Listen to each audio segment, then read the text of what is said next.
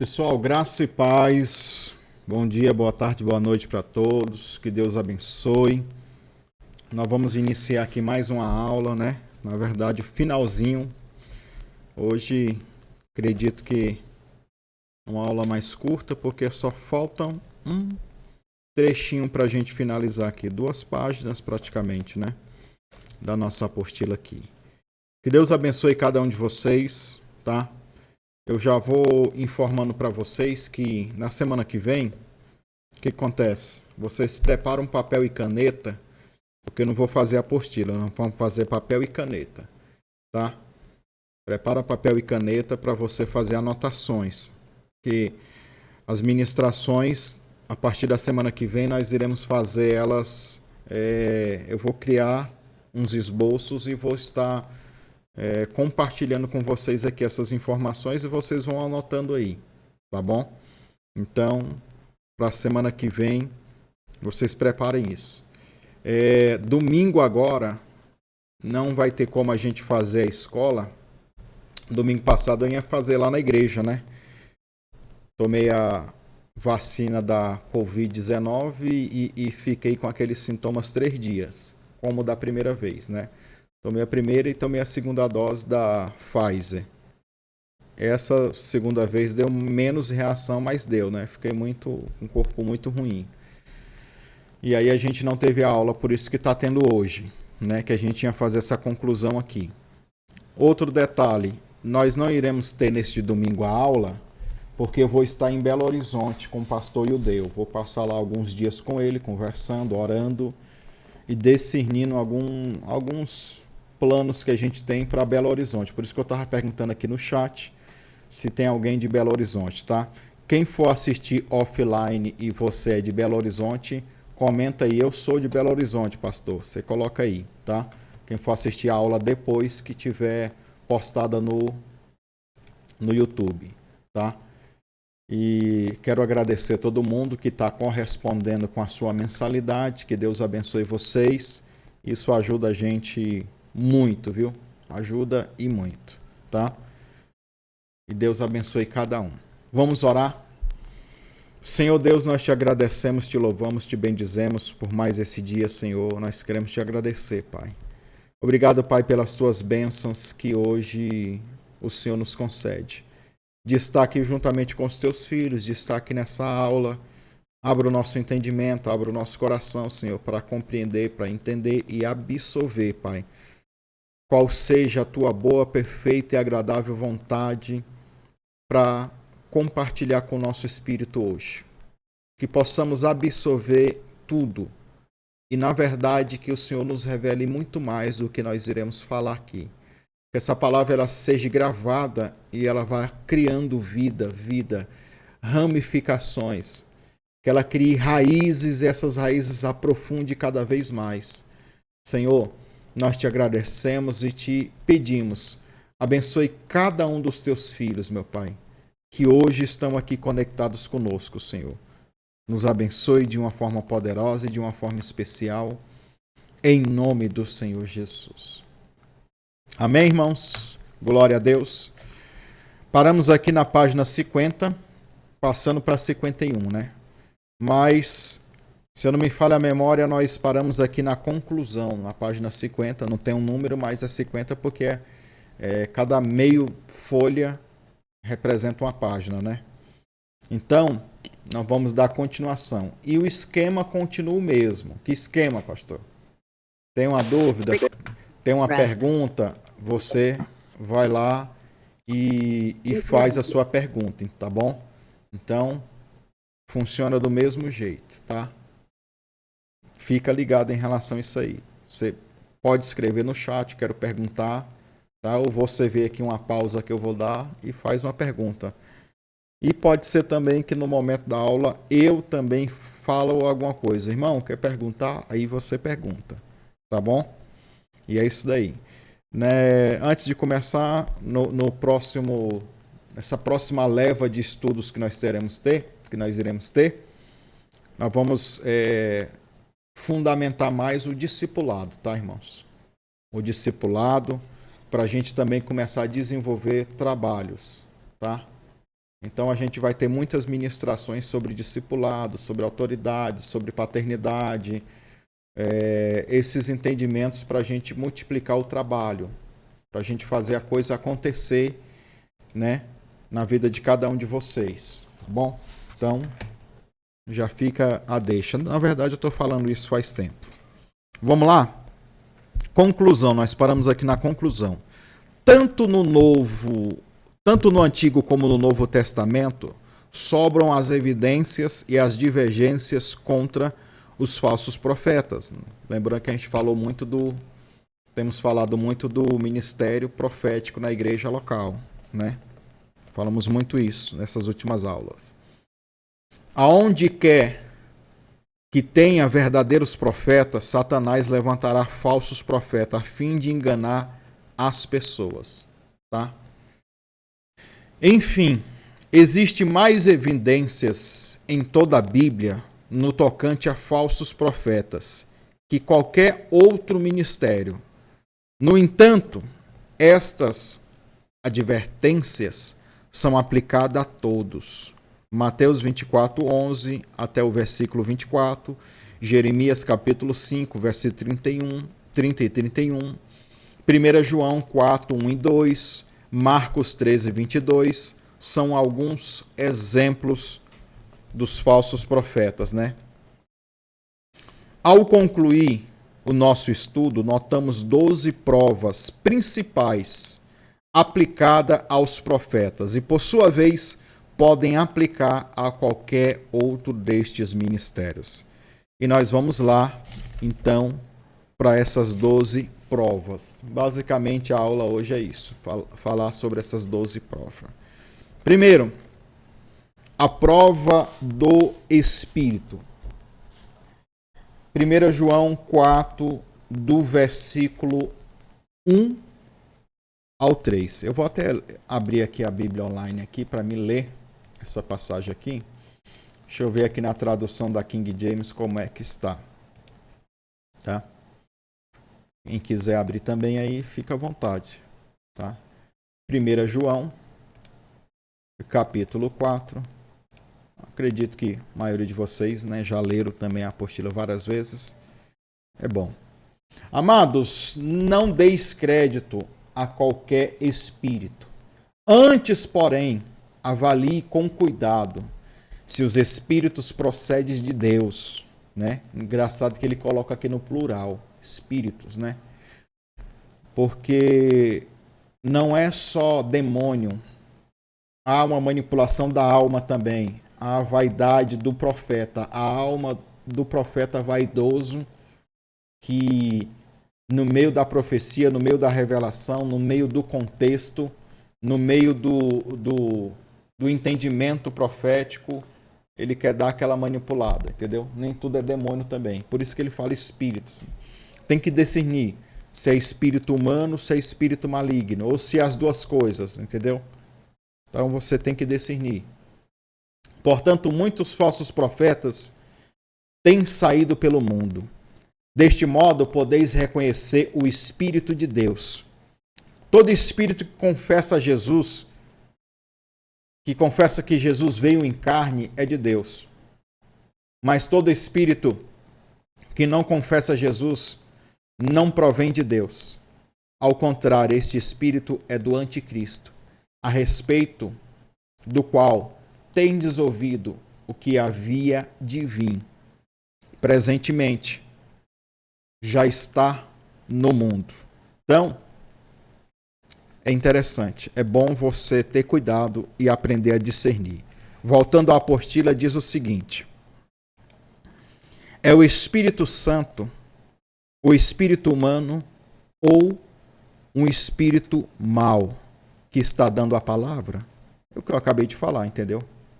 A gente tem que saber discernir se é o Espírito Santo, se é um espírito humano ou se é um espírito mau, um espírito demoníaco.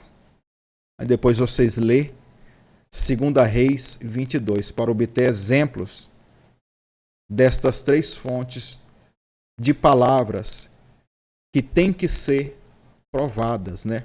Tem que ser provadas, tem que passar por um teste para você discernir. Mas isso eu acho que nós já estamos muito familiarizados. Uma das formas de você ter esse discernimento é estudando a Bíblia, vendo qual é o conteúdo, quais são as informações, né? E aí você consegue discernir. Segunda prova, a prova do cumprimento, tá? Lembrando que essa prova aqui do cumprimento, o apóstolo Gelson gravou uma mensagem aí muito top, falando sobre isso, né?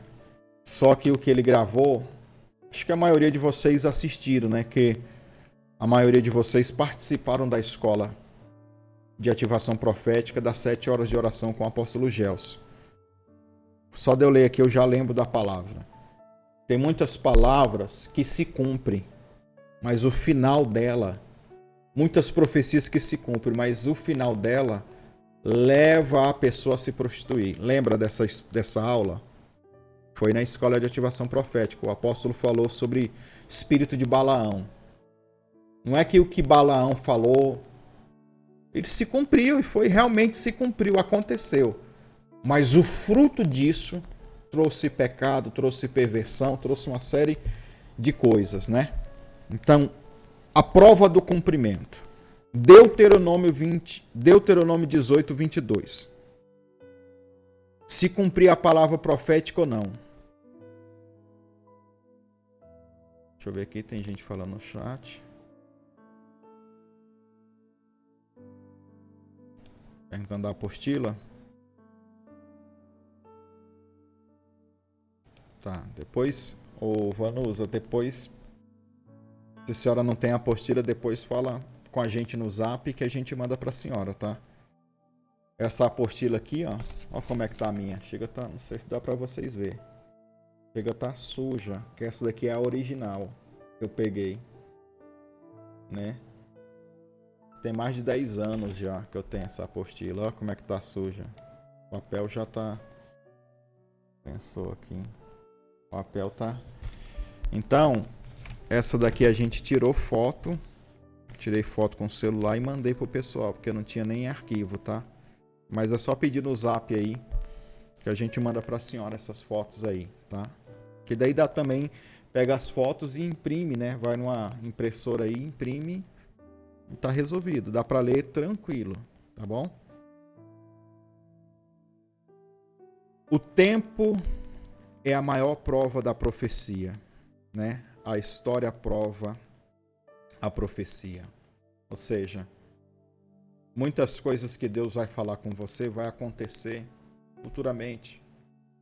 Alguns elementos é de coisas que estão acontecendo agora, mas normalmente são coisas que vão acontecer futuramente. Então, o tempo, ele vai dizer se isso é de Deus ou não, se frutificou ou não, né? Então, isso também tem a ver com você rejeitar a profecia agora ou receber. É sempre bom ouvir, reter o que é bom e esperar o fruto daquela profecia se concretizar. A prova da doutrina, nós já falamos aqui isso daqui também, tá? O que é a prova da doutrina? 1 João, de novo, 4. Vou até, já que está aberto aqui no meu, vou ler aqui, ó. Filhinhos, o versículo 4 tá em diante, que a gente leu até o 3. Filhinhos, vós sois de Deus e tendes vencido vós. Deixa eu ver aqui onde me perdi aqui tem vencido. Deus, tá tudo. Filhinhos. É isso mesmo. Filhinhos, vós sois de Deus e tendes vencido os falsos profetas. Porque maior é aquele que está em vós do que o que está no mundo. Eles são mundanos. Por isso falam como quem pertence ao mundo. E o mundo os compreende. Nós somos de Deus. Quem conhece a Deus, nos ouve. Quem é de Deus, quem não é de Deus, não nos entende. É assim que reconhecemos, olha aí, o espírito da verdade e o espírito do erro, tá? Então, isso aqui é muito interessante, porque tem a ver também com aquilo que a gente está falando, né? Aquilo que a gente está ensinando, a prova da doutrina. Eu acho que eu pulei aqui o 3, né, irmãos? Eu pulei o 3 aqui, eu tô vendo aqui já adiante. Mas a gente volta no 3, não tem problema. A prova da doutrina é se aquilo que está sendo falado, aquilo que está sendo verbalizado vem de Deus. E como que eu vou saber se vem de Deus? Qual é a fonte que nós temos de conhecimento? Bíblia, irmão. Aí quando aquilo que vem de Deus, que a gente não tem tanta explicação bíblica, a gente sabe que é algo espiritual, aí é o discernimento que entra, tá? O terceiro foi o que eu pulei, é a prova da adoração. Deuteronômio 13, do versículo 1 ao 5. A palavra profética nos guia e nos orienta a adorar a Deus, ou nos distanciar do verdadeiro Deus. O que tu acha? É lógico que nos leva a adorar a Deus, que é, aí eu já faço o gancho de novo com a profecia de Balaão, que depois levou o povo a se prostrar, a se prostituir com as mulheres e com os deuses daquelas mulheres, né? Então, isso tem muito a ver. Falam os profetas em harmonia com a doutrina maiores da redenção? Fala de acordo com a sã doutrina da palavra de Deus? São perguntas. Se essas profecias, se essas provas se encaixam com a Bíblia, então aí vai do seu conhecimento, entendeu? Então você começa a ter as provas ali. 5. A prova do fruto. Mateus 7, do 15 ao 23. Qual é o fruto do estilo de vida deste profeta?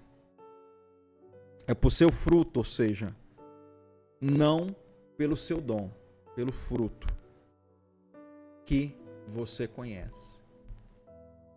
Tem muito profeta, tem muito pastor, tem muito líder, no geral, homem e mulher. Aí tem o dom, mas os frutos são podres. Aí esses se encaixam naquele quesito Balaão, entendeu? Tem o dom, profetiza, é de Deus.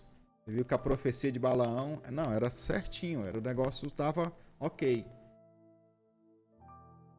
O fruto representado no caráter, na moral da pessoa, no testemunho da pessoa, tá? O fruto é o que vai permanecer na vida de alguém, é o impacto que você vai causar na vida de alguém. Então é esse fruto que eu quero ver. É esse fruto que a gente tem que enxergar nessa árvore, na vida dessa pessoa. Então, temos que ver o fruto. Qual é o fruto do estilo de vida? Não o dom. O dom é fácil de reconhecer, o fruto. O fruto é a natureza, é o caráter, é a árvore. Não se confunda com o carisma. Tem muita gente com carisma e sem caráter. Carisma é aquela pessoa que conversa com todo mundo, que lidar com todo mundo, que ele é bom para falar, ele convence todo mundo, né? Fala e todo mundo cai na lábia. Mas tem que tomar cuidado, tá? Observa os frutos, a vida da pessoa, como é que tá, o que ele tem feito. Como ontem eu disse, né, na ministração, quem assistiu a ministração ontem, tem muita gente que deixa coisas mal resolvidas para trás e isso gera cobranças espirituais, isso gera desconfortos na vida da pessoa. Sai brigado com um, sai amaldiçoando o outro, tá com um monte de coisas erradas por aí, todo cheio de embaraços aí. E isso não são frutos bons. Nós temos que aprender a ser pessoas bem resolvidas. Se tem algumas pendências, isso pode vir contra você. O diabo pode usar essas coisas mal resolvidas como legalidades para amarrar coisas na sua vida. Então não deixe nada mal resolvido com ninguém e nem com você mesmo, tá? A prova da ambição. Nós temos aqui Miqueias 3, versículo 11, 2 Pedro 2, versículos do 1 ao 3. Estão fazendo estes profetas mercadorias, ou seja, comércio do povo de Deus? Ou seja, qual é a ambição desse profeta? Qual é a ambição que essa pessoa tem, né? Lembrando que nem toda ambição é pecado. Ambição é aquilo que você deseja, aquilo que você quer alcançar, né? Às vezes a gente está acostumado de correlacionar essa palavra com pecado, né? Ambição. A pessoa tem... Não, todo mundo tem ambição, irmão. Tem ambição, ninguém é motivado a nada. Mas a raiz dessa ambição é o quê? Luxúria, avareza, ódio, rancor. Qual é que é a fonte? É isso que eu estou falando. Aqui no caso é o comércio, é a avareza, né?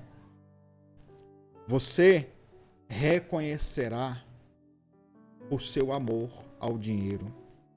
Recorde a Balaão, que nós estamos falando aqui nele, né? Judas e Simão.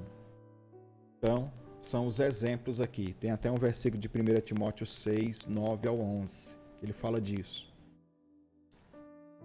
As provas, aqui nós estamos falando das provas deste ministério profético, que também se aplica a qualquer outro ministério, tá?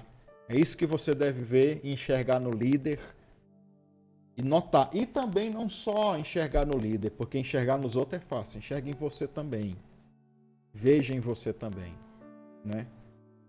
Eu acho que tem hora que a gente até peca por não pegar mais pesado. Porque nós já estamos aqui vai fazer 2, caminhando para 3 meses de escola de ativação profética. E eu disse para vocês que há uma mensalidade de R$50 só para nos ajudar a manter, sabe? E também para estimular o pessoal, para não deixar isso como algo sem valor, entendeu? Quantas vezes vocês viram eu cobrando aqui? Quantas vezes eu cobrei? Vocês são líderes. Eu acredito, porque eu penso assim, entendeu? Se você está com algum problema de pagar, o mínimo de uma pessoa que tem um caráter bom é chegar e falar, ó, pastor, estou com dificuldade, né? As coisas estão apertadas aqui esse mês e tal, a gente vai entender. A pessoa não paga.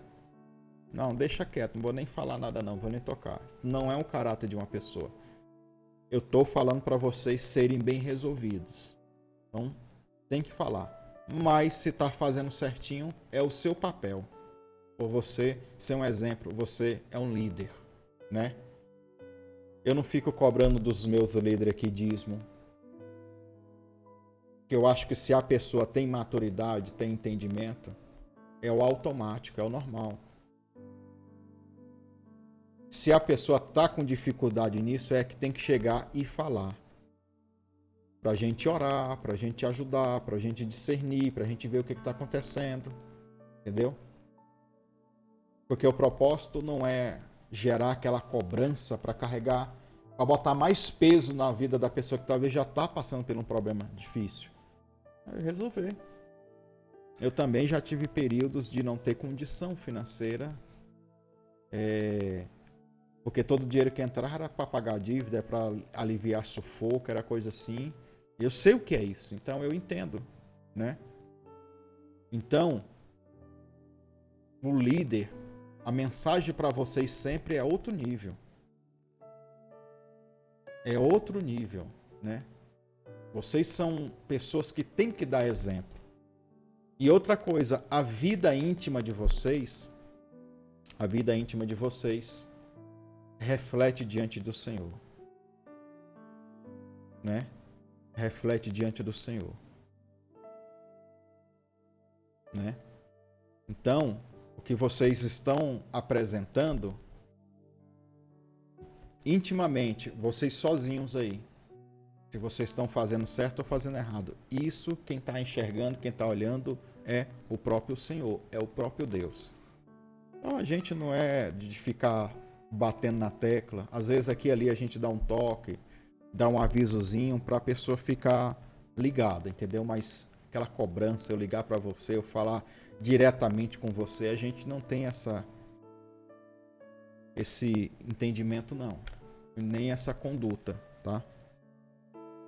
Daqui para frente, o propósito do nosso relacionamento com vocês aqui da escola é estreitar esse relacionamento, entendeu?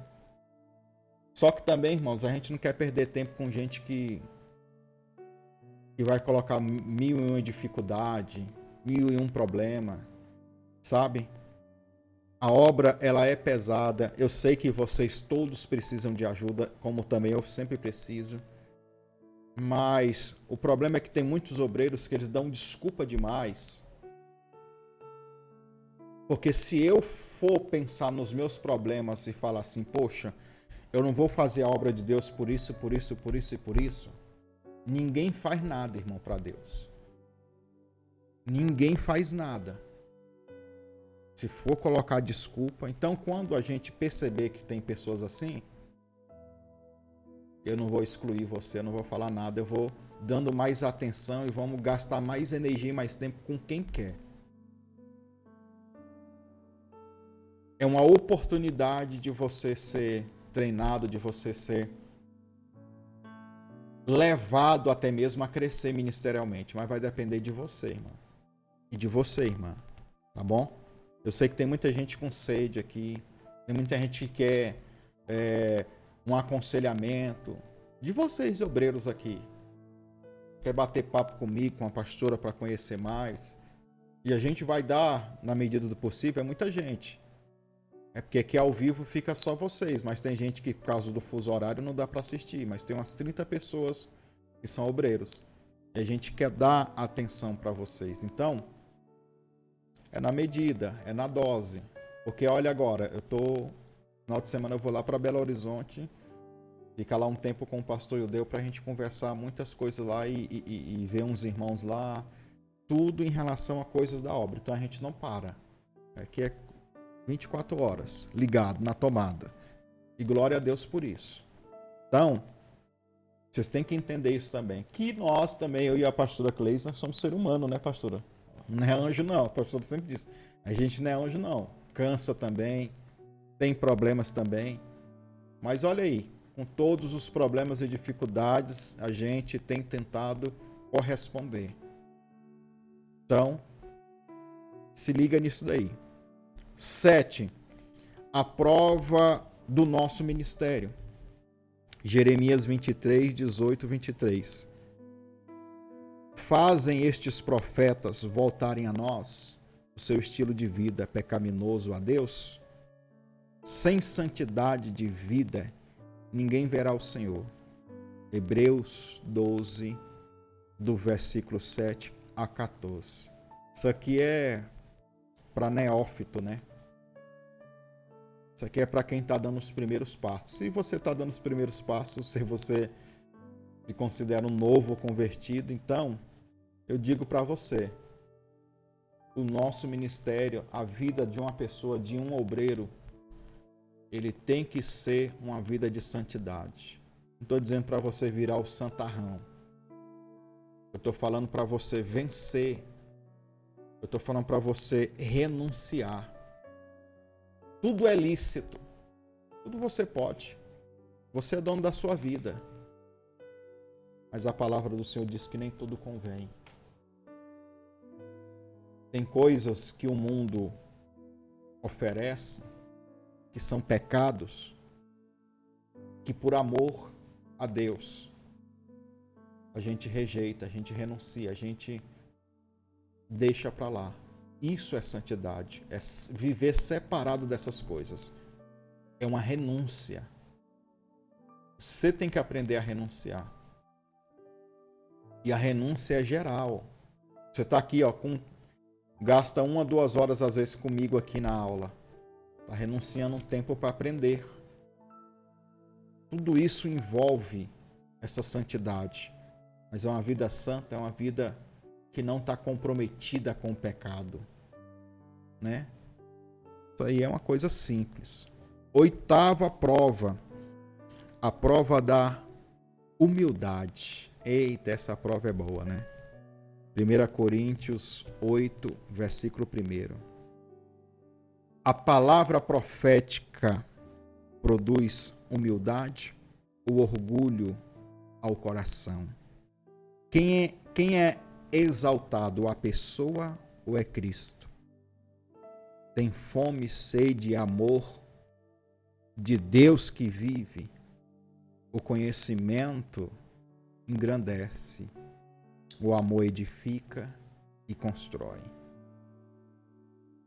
Tem uma geração agora na internet de pessoas com dom, revela, profetiza. E como eles querem ser para a sociedade um modelo de crente moderno, chique, bacana, você começa a ver pequenas pitadas de pessoas que, ao invés de engrandecer a Deus, estão engrandecendo homens, engrandecendo o ego da pessoa, né? Então, veja essas provas. Comece a observar isso e você vai começar a entender. 9. A prova do valor. Enquanto que, por outro lado, devemos lutar uma boa batalha pela profecia, pronunciadas sobre nós por alguém, ou até mesmo por outros. Valorizamos a palavra infalível de Deus sobre as palavras pessoais? E isso eu vou fazer um comentário aqui, né? Nós já falamos também, durante esses dias de aula, que as profecias absolutas, elas vão se cumprir. Que são as profecias que falam do Messias. E existem profecias pessoais, de coisas pessoais que você quer alcançar, que vai determinar muito do que você quer alcançar na sua vida e se você vai lutar para aquelas palavras se cumprirem na tua vida. Se você vai se posicionar, se você vai tomar posse. Então a pergunta é: valorizamos a palavra infalível de Deus sobre as palavras pessoais? Qual é a resposta que você tem para me dar? Ah, não, me deram uma profecia ou eu tive um discernimento de algo pessoal que iria acontecer, mas não aconteceu. Ah, eu vou desviar. Ah, não quero mais saber disso. Tem muita gente assim, irmão. Se Deus não corresponder às vontades pessoais dele, a palavra de Deus, que é infalível, inefável, que pode ser interpretada e conduzida a um outro entendimento, para você experimentar outras coisas. Aí tem gente que troca isso, se frustra, se decepciona. Tem muito disso. A maioria das palavras proféticas confirmam em sua base pessoal de que a palavra inspirada é infalível. Não devemos confirmar em uma base geral qual é a de maior valor. Você tem que ter esse peso e contrapeso e saber valorizar o que é que tem importância e o que é que não tem. Porque a vontade do ser humano, irmão, ela é volátil, ela muda, ela é flexível. Hoje você fala assim: ah, eu tô que nem um pastor Eliseu, eu gosto de barba, tô usando barba. Aí você fala: ah, mas não tenho barba, minha barba é rala, eu vou orar para Deus me dar uma barba. Aí você fica orando: Deus, me dá uma barba cheia. Não quero essa barba feia que não é do pastor, não, eu quero uma melhor, mais bonita. Tá lá orando 5 anos. Quando o milagre acontece hormonalmente no seu corpo, ah, agora sua barba tá cheia. Não, pois é, então, não é que agora, 5 anos depois, eu percebi que eu vou ficar sem barba mesmo, ficar com o rosto liso. O ser humano é assim. Ah, não, hoje eu gosto de preto, amanhã não. Eu tô gostando agora, a minha cor favorita é branco. A gente muda, irmãos, né? Então a gente tem que saber o que é mais importante, o que tem mais valor, o que pode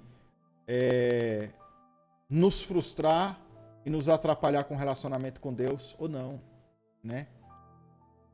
Tem que ter esta prova do valor. A prova da confirmação é um dito profético, a confirmação no seu espírito. Ou seja, você recebeu no seu espírito, é de Deus. Você diz, é para mim. Concorda com a vontade já conhecida e revelada de Deus, ou seja, aquilo que veio no seu espírito, a palavra que foi liberada, a profecia que foi lançada, já era algo que você estava gerando? Aquilo bateu e disse, nossa, é justamente o que eu precisava. Não tem essa prova.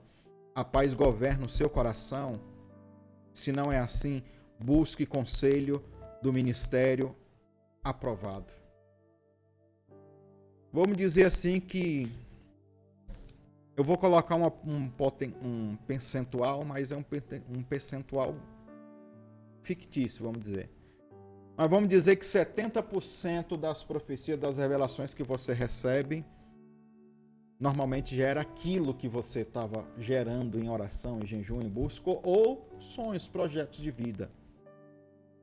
Mas uma ou outra vai contra essa realidade, vai contra essa vontade. Não era isso. Estou sem paz porque Deus me pediu isso, Deus me falou isso. E aparentemente eu não quero isso para mim. Tirou minha paz. Você tem que orar. Você tem que buscar. Você tem que amadurecer. Porque às vezes não é que não é de Deus, é de Deus. É porque você não está maduro para entender aquilo ou absorver aquilo, né? Então você tem que saber e ter esse discernimento. A prova do controle. 11ª prova. Os profetas não têm que usar seus dons para manipular, intimidar e controlar o temor às pessoas às quais ministram. Tenta o profeta exercitar o controle sobre a sua vida? O profeta está tentando controlar você? Ou manipular? Ou intimidar os seus ditos? Pelos seus ditos? Tem muito disso, que acontece muito disso, principalmente no modelo pentecostal de profecia e de revelação. Porque Deus usa alguém, porque Deus mostra para alguém, porque um pastor revela, uma irmãzinha revela, eles acham o dono da vida da pessoa. Se você sair debaixo da minha paternidade, debaixo da minha cobertura, da minha igreja, eu vou lhe amaldiçoar. E isso vai dar errado para você, aquilo vai dar errado para você, e aquele controle. Ou se é para levantar a oferta, tu já sabe. Se não sabe, tem um monte de gente que controla, entendeu? Quem me acompanha aí e sabe que a gente faz um monte de campanhas e 80% das campanhas não tem propósito de oferta, mas 20% das campanhas tem. O restante eu deixo só voluntário. A pessoa quiser fazer um voto em cima daquilo, faça. Não, deixa para lá. Mas 20% das campanhas que hoje a gente faz na internet, elas estão linkadas, conectadas a um propósito de oferta, como essa que a gente terminou, do altar de terra, entrando em paz com a terra. Nós vamos ter agora em Yom Kippur também. São campanhas que linkam. Já pensou nessa campanha de paz na terra? As visualizações estavam entre 2.000 e 2.500 visualizações. Ou seja, 2.500 pessoas. Se 2.500 pessoas correspondessem com as suas ofertas, meu Deus do céu, a gente tinha condição de assalariar pastores, abrir um monte de igreja. A realidade não é essa. Dessas 2.000 e tantas pessoas, vamos dizer 2.000, vamos arredondar 2.000 pessoas. Sei lá, 20, 30 pessoas. Quantas ofertas já mandaram, pastor? Nossa, a pastora está mandando os comprovantes lá. É isso, né, pastora? 20, 30 pessoas. Lógico que muita gente vai cumprir depois. E a maioria, irmãos, são ofertas de gente pobre. Os pobres, os que têm menos condição, são os que mais ofertam. Essa é a verdade. E isso já é bíblico, né? Isso já é bíblico. Eu acho assim que eu também, né, vim dessa herança pobre, ainda não sou rico ainda. Não tenho nem casa, moro de aluguel, né? Deus vai me dar, eu creio que Deus vai me dar condição. Se a gente trabalhar, se esforçar, Deus ele vai nos abençoar. Mas o pobre ele está acostumado mais a ficar sem, entendeu? Essa é uma mentalidade. Como ele já está acostumado a passar necessidade, então para ele sacrificar é mais fácil, que ele já consegue ficar sem. E tem muita gente que não. Ah, não, vai descontar, vai desfalcar isso, não posso perder, né? Tem muitas coisas, então não posso me desfazer disso.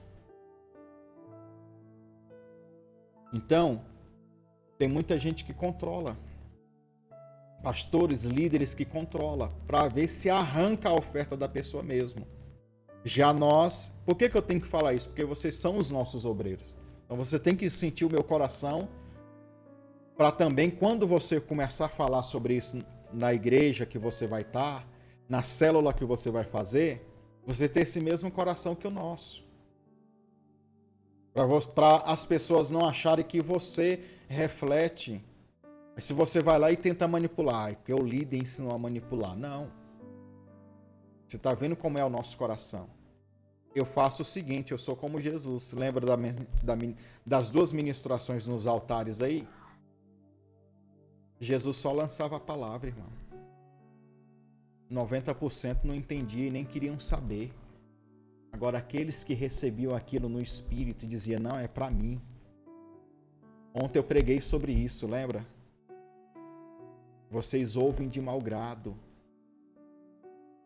Vocês vê e não enxergam. Vocês fecham os olhos para não ver.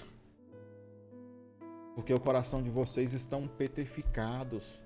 É um coração estúpido, né, no original. Vocês são um bando de gente estúpida.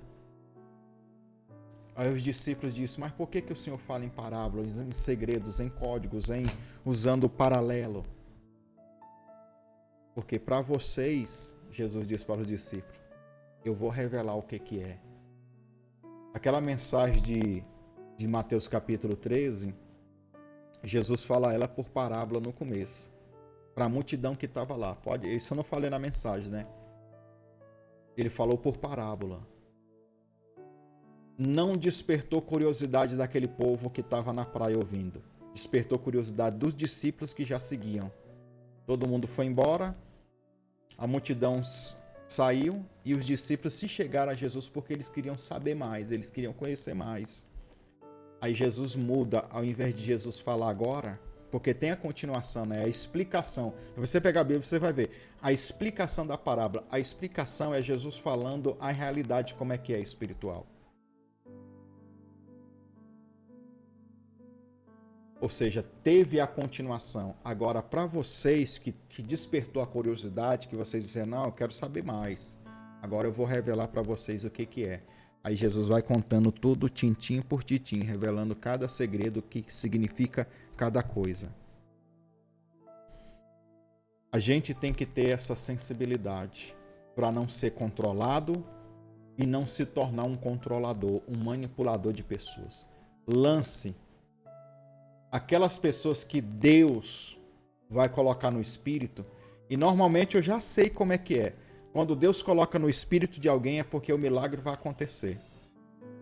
Quando alguém é chamado para fazer um propósito desse e entra numa conexão dessa, ou essa pessoa está enganada no discernimento dele, ou foi manipulado pelo profeta que bateu ali, insistiu para ele entrar no voto e na campanha emocionalmente, ou foi o Espírito Santo que falou.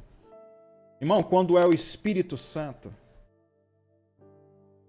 mais cedo ou mais tarde, a manifestação da glória vai acontecer, o milagre vai acontecer. Então, o controle, joga ele fora. O controle é do Espírito Santo. Dê para o Espírito Santo. Eu faço isso, lanço a campanha, lanço a palavra. Quem entendeu, entendeu. Quem discerniu no Espírito, vem, porque nós estamos nesta dimensão. Quer experimentar? Então venha. Quer conhecer mais? Então venha. Última prova. A prova da responsabilidade. Mateus 12, 34 e 37. A quem esse profeta que está profetizando, a quem ele presta conta? Aonde está a igreja que é a base da sua operação?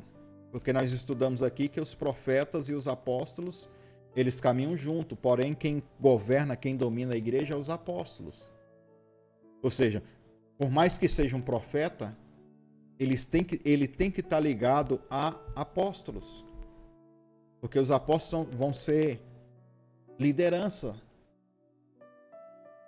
Os apóstolos vão ser para esse profeta um pai espiritual.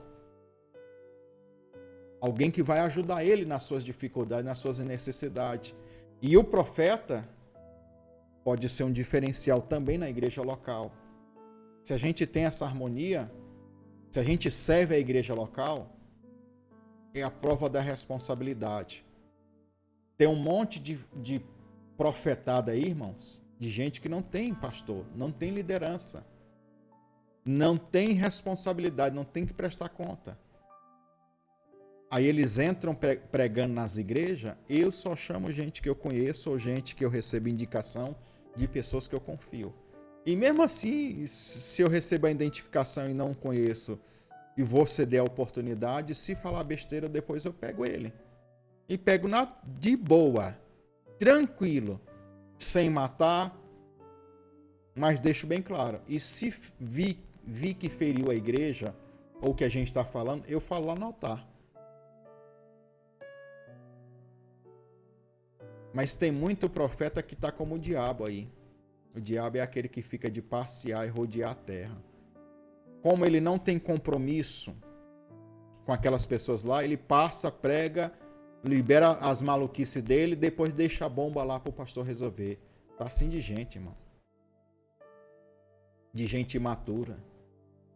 De gente perversa, de gente maligna.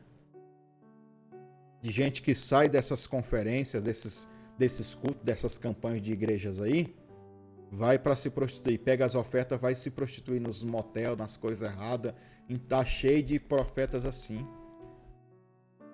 Cheio. E o povo valoriza esse povo, uma boa parte. Conta com a cobertura apostólica ou de outra espécie? Ele tem? Não, de que igreja você é? Com quem você está conectado? Quem são os seus pastores? Quem são a sua liderança? É a responsabilidade. Ah, eu não tenho liderança, eu não tenho pastor. Então, irmão, espírito de orfandade e de independência está operando na sua vida. Não vai cortar os seus dons, mas o seu destino e o seu potencial fica castrado. Porque no dia que esse cara entrar em crise, irmão, como ele não tem liderança, ele não tem pastor, e entra, todo mundo passa por problema difícil. Ele não vai ser ministrável. A pessoa não se considera ministrável. A pessoa tem que ser ministrável. Mas quem opera no espírito de independência e orfandade acha que não precisa. Depois entra em crise de casamento, filhos, finanças, ministério, e não sabe o porquê. Porque não se deixa ser ministrado. Está disposto a fazer-se responsável por sua profecia? E aí? Ou é intocável? Tem um sistema espiritual de peso e contrapeso em toda a sua vida? Ou é aquela bagunça a vida desse profeta? Todos os profetas do Novo Testamento pertenciam e estavam sob a autoridade da igreja local. Então não confia, irmãos. em gente que não tem responsabilidade com gente. Não tá cheio de profeta no YouTube agora ensinando o povo? Não tá cheio de desigrejado querendo ser mestre de gente desigrejada também? Porque chegar no YouTube e falar mal de pastor, de líder e de igreja e de falar que tudo é sistema é muito fácil. Eu quero ver esses youtubers, esses desigrejados, resolver boró de casamento, mulher que tá traindo, homem que tá traindo, esposo na pedofilia. Se eles vão lá para ajudar a expulsar demônio, ficar horas e horas libertando alguém. Ele não quer saber disso não, eles querem meter o pau e ó, né? Eles não querem saber disso.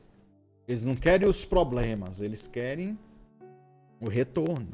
Aquilo que compete a eles, né? Que eles querem. E o chamado que Deus tem para a nossa igreja, irmão, para Cavote, é esse chamado de amor, de libertação. E nós temos, não que a gente é 100%, mas nós temos que demonstrar esse caráter diante da pessoa e essa responsabilidade. Então, pastor, por mais que seja usado, profeta, por mais que seja usado, não, eu quero lá na sua igreja abençoar o seu povo. Eu não quero isso e aquilo outro. Quem é o seu pastor? Não, estou sem pastor, estou sem liderante, estou sem... Não, eu só tenho uma credencial de convenção. Pega essa credencial de convenção e, né, se lasque para lá. Porque convenção é outra balela. É só para dizer que tá... Não quero saber de credencial de convenção. Quero saber a pessoa que liga e puxa a tua orelha. Credencial eu posso ir em qualquer lugar e fazer uma. Posso até copiar aqui e fazer uma falsa na internet e mostrar para você. Da mesma forma que tem muita gente assim. Então, eu quero saber quem é que fala na sua alma, que fala ao seu coração, que você obedece. Então é essa a prova da responsabilidade. Diante dessas provas, o cristão poderá ser abençoado, fortalecido, animado, estabelecido na vontade de Deus por profetas verdadeiros e será guardado dos falsos profetas que buscam controlar e manipular as pessoas. O apóstolo Paulo escreve: e falem 2 ou 3 profetas e outros julguem. E o espírito dos profetas estão sujeitos aos profetas. 1 Coríntios 14, 29 e 32. Não apagueis o espírito, não menosprezai as profecias, examinai, ou seja, provai tudo, retém o que for bom. 1 Tessalonicenses 5, 19, 21. E finalmente, se alguém acredita ser profeta ou espiritual, reconheça que os escritos são mandamentos do Senhor, mas se alguém ignora isso, que ignorem, tá? Pronto, finalizamos a nossa apostila falando sobre os ministérios de apóstolo, profeta na igreja apostólica. Antes da gente orar e finalizar, alguém quer perguntar alguma coisa? Semana que vem, deixa eu falar algo aqui para vocês. Semana que vem a gente pode combinar para fazer a aula. Eu vou mandar um zap para vocês, tá? Eu acho que eu chego se tudo correr do jeito que a gente tá pensando, eu chego terça-feira de Belo Horizonte. Enquanto eu estiver lá na casa do pastor, eu vou dar mais atenção para ele lá, para a gente conversar e visitar algumas pessoas, tá? Tem alguém de Belo Horizonte aí agora aqui ao vivo conosco? Escreve aí no chat, eu falo aí. Se tem alguém também que quer fazer alguma pergunta, pergunta agora, ou a gente vai orar e finalizar e tomar um cafezinho, né? Agora à noite. Tem gente que toma café e não dorme, né?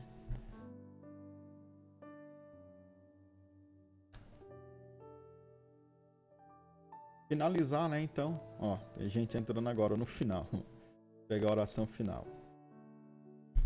Irmãos, então, vamos orar. O pastor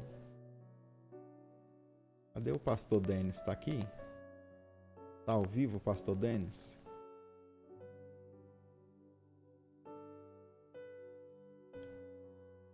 Deixa eu ver aqui se eu consigo falar com ele aqui.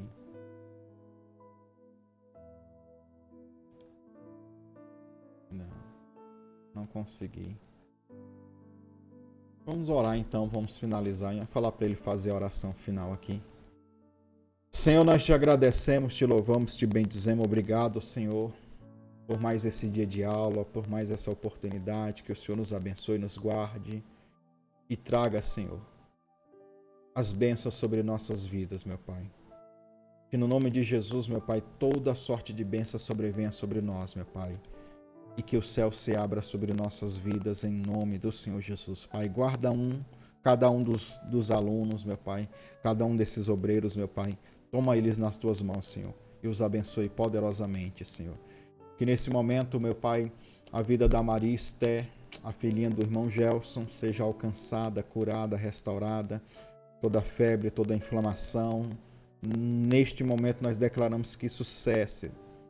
Toca a garganta dela, toda a inflamação de garganta e qualquer parte do corpo que possa estar inflamada ou infeccionada. Nós declaramos cura, saúde, alívio, bem-estar, recuperação. Em nome do Senhor Jesus, Pai.